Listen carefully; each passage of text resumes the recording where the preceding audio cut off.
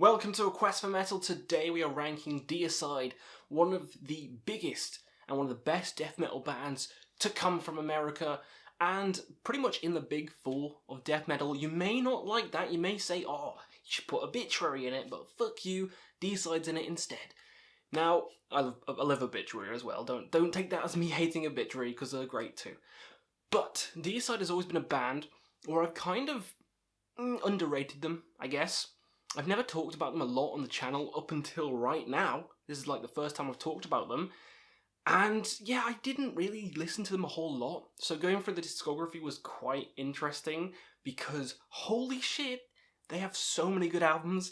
There's only two kind of bad albums. The rest are fantastic, and there's quite a lot of albums. So only two being meh, they're not even like bad, they're just kind of meh, is a testament to how good and consistent Deicide are.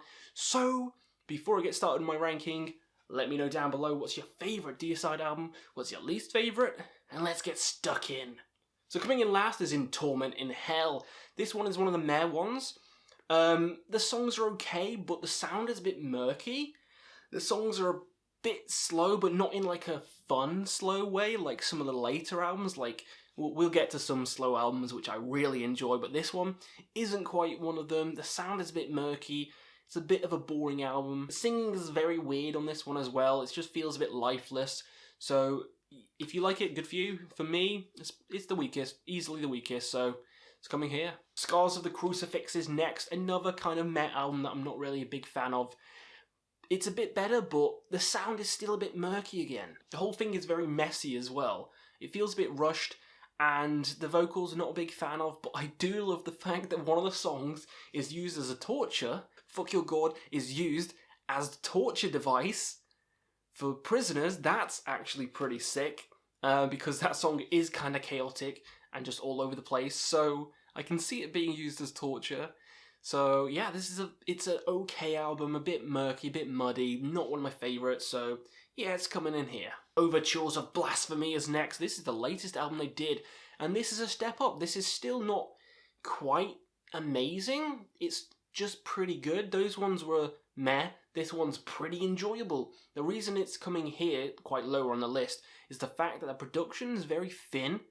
It's a very thin production. It's hard to hear what's going on, as opposed to a lot of the other albums, which are fantastic production, but this one's it's a bit meh. It's a long album though. There's a lot of good songs on here. It's on the longer side of a Deicide releases, which can be a good thing, can be a bad thing, depends on who you ask. I like the length as it is. I just wish that the sound production was a bit better. So yeah, those three albums are in the pile of pretty good. Now, from here on out, these albums are fucking fantastic. So let's get stuck in. To Hell With God is next. This is a great album. The songs can be a bit generic, but who cares when they're this fun to listen to? You know, I don't mind a bit of a generic song if it's fun, and these are some fun-ass songs. To Hell With God, the title track, is catchy as all hell. Love that song, probably my favourite on the album. Hey, they all sound good, the production sounds pretty good on this one. Can't complain, it's just a bit of a standard, great death metal release, and I like it. I like it a lot. I like it way more than the ones I just mentioned, so from here on out, yeah, these are fantastic. Incinerate Him is next. One that loads of people hate. They put it quite low down. I wonder why. It's a bit slower. It is a bit slower, it's a bit dirgier, but come on, some of these songs, they kick ass. Bible Basher! When he keeps saying Bible Basher over and over, oh, come on. Catchy as all hell, one of the best Deicide songs. There's so many slow grooves on this album. I do think another slower album is better, but this is still fine. I did find myself getting a bit bored by the end of it, but holy crap, it cooked my attention straight away when it first started, and then for most of it, like 95% of it, I was like, yeah, this is fresh, this is new, this is different for them, and I really enjoyed that. Slow, dirgy, kind of sounds like Cannibal Corpse. I think the vocal style kind of changes. Does kind of sound like Cannibal Corpse, a lot of the slower stuff on here. But I really enjoy it, because I love Cannibal Corpse. So, yeah, Incinerate Him, underrated album. I think it's fantastic. Oh, controversy time. Serpents of the Light is next. Yes, you heard that right. Serpents of the fucking Light. Some people have this number 1. Number 2, same as my next album. Ooh. But I think it's a great album. Don't get me wrong, it's a great album from start to finish. It just goes too fast. It's like done in a blink of an eye, and you can say that with a lot of Deicide albums, but this one, they all kind of blend in together. For this album hasn't like fully captured my attention. I listen to it a lot, and it's always fucking good, but it's never like stand out good. It's better than all the ones I mentioned, but it's never like stand out good. The same can be said for my next one, but just give me some shit. I mean, the old magic's still here on this one, but I do think some of the later albums, which have got a bit higher, they just nailed it. More technicality, just more interesting songs, and yeah, we'll get to those albums next. But my next pick is the debut, Deicide. Okay, before you slaughter me, I didn't listen to Deicide back in the day. I listened to all the others. I never listened to Deicide. This is more like a new band for me. So of course, some of the mid or later albums I like more. And I like the early albums, but this one, I mean, I like this one a lot, but it's like, what, 20 minutes long? And it's not as polished or as interesting as the two albums to follow it. And a lot of people say the first three albums are the only albums you need to hear from Deicide. Ignore the rest. I say bullshit. There's so many good albums that come after it. So many good albums. And this one's just very fucking standard death metal. It's just run-of-the-mill death metal. It's fun, it's great, it's got the satanic flair, but compared to the following two, it's kind of shit. I love it, but compared to the next two, there's a massive drop in quality with this one. But compared to loads of other albums, this is a really good album, so it's coming mid in the discography for me. Blasphemy, I know, but I didn't grow up with them. So, fuck it, this is a fresh take on Deicide. I'm not gonna sugarcoat it. It's coming here, it's mid, it's still great. It goes too fast, just like Serpents of the Light. Not quite as interesting as some of the other ones to come, so yeah, it's coming here, mid. In the Minds of Evil is next. I love the album art, like his brain, like kind of coming out, like a puppet on top of him. Just like I was saying, some of the later albums are better, and this is one of the better ones, Technicality improved, the sound of it way improved, the songs are more catchy, they're stuck in my head way more than the debut. The title track is fantastic, the songs are kind of more upbeat and like alive, and yeah, they kind of recapture the glory of Legion, and I think they pretty much succeeded. A great album from start to finish, underrated. Next up, Till Death Do Us Part. I know Peregrines have this last. A lot of people don't like this one because they changed the sound. I don't care. This sound is death doomy at parts. My favourite genre. Doom is my favourite genre. Of course I'm going to like this one. The album art's 10 out of 10.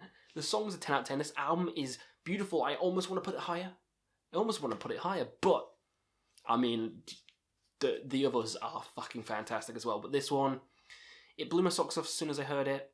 Peregrines knew that I was going to like it, and I did like it. I loved it, in fact. The slow parts, but also there's, like, very heavy, fast parts. It's not just slow all the way through. There's, like, Cryptopsy-esque songs within, because they went way technical compared to the first three. They went fucking mentally technical, and I love technical death metal, so that's a big tick for me. Yeah, I love it. Doomy, technical, fucking everything. The Stench of Redemption is next. This breathed new life into the band, kind of reinvigorated them. It's got doomy parts, it's got mental parts. There's more mental parts than doomy parts, to be honest, on this one. It's like they got injected with some life serum and they just went mental. It's one of the most energetic albums, one of the cleaner sounding albums, and you can hear every drum fill, you can hear every riff, and the vocals are intense as hell. This is just like the band on steroids, and it knocks it out of the park. It's brutal all the way through, kind of like Kill from Cannibal Corpse, so yeah, of course it's going to be high, of course it's going to be here. Top two now. My number two is Once Upon the Cross. Of course the top two are going to be one of these two. It's inevitable. It's inevitable. Sure, they're not quite as technical as the ones that I really like, or as doomy as the ones I really like, but they have that classic energy in. Unlike the debut, the next two just have catchy fucking songs. And they're starting off, Why Have You Forsaken Me? Fucking evil as all hell. Kill the Christian. Oh, that song is catchy as fuck. The title track. Yeah, these songs get stuck in your head. Earworms. This album is full of earworms. It's probably the most evil album. Well, aside from my number one, probably one of the most evil albums ever made. You know, they really don't like God, do they? Glenn really doesn't like God. Yeah, I love it. It's a classic for a reason. It deserves to be high, and this isn't one of those rankings or like videos where it's like, people like this one, so I'm going to put it high. I like this one. I love this one. It's going to be high. It's coming here as the number 2 spot. Once Upon the Cross. Bloody fantastic. So it comes to it. Number 1, my favourite Deicide album of all time. It's Legion. As soon as I heard it, it's Legion. From the goat noises of the intro, it's like rah, then kicks in with the most evil song ever. Dead But Dreaming, all these songs, catchy as hell, just like Once Upon the Cross. They are very neck and neck though, but Legion takes the biscuit for me. I like all the songs on both albums, but I do think there's more catchy songs on Legion, just in my opinion. The atmosphere is a bit more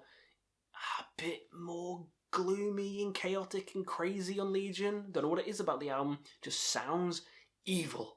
And that's what I love. It's perfect. As soon as I press play, it's perfect. It's one of my favourite death metal albums of all time now. Yeah, Legion blew my socks off, and it's my favourite Deicide album of all time. So that was my controversial ranking for Deicide. Do you agree with me? You'd probably put the debut higher. I know you bastards. But they have a lot of good albums.